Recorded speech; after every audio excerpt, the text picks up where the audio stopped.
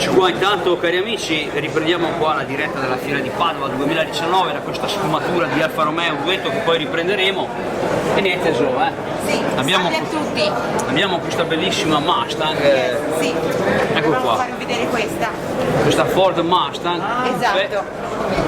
non so l'anno, Del 1966. grata 4700, del 1966, 66. guardate qua, eccezionale da brivido. E poi anche questa la mettiamo in saccoccia.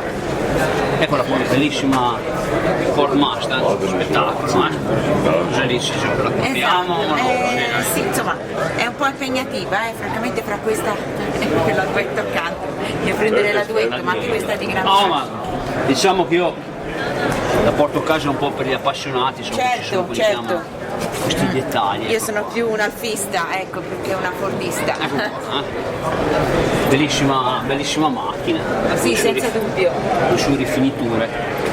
È chiusa. E poi se andiamo a vedere un po' qua, Sì, quella che ti piaceva a te, esatto. Mustang del 66 qua abbiamo detto. Adesso andiamo a vedere. Non è proprio facile, bellissima. Eccola qua Gio, abbiamo questo Alfa Romeo. Eccola qua Gio, abbiamo questo Ecco, Alfa questa Romeo. mi piacerebbe moltissimo. Questo Io bel sono duetto, alfista, sì, francamente sì. Questa è davvero bella, è notevole. Guardate qua, quando si chiamavano Alfa Romeo. Sì, veramente affascinante questa. Bellissimo. Esatto, bellissima ragazzi. Guarda Max, andare a fare un giro con questa, che dici? Guardate qua ragazzi. Sergio, Walter, guarda un po', Ulisse, che dici? Altro che i plasticoni ragazzi. Altro che l'Alfa Romeo di oggi. Non c'è paragone, come bellezza non c'è paragone. Iniezione. Eccola qua, iniezione, bellissimo.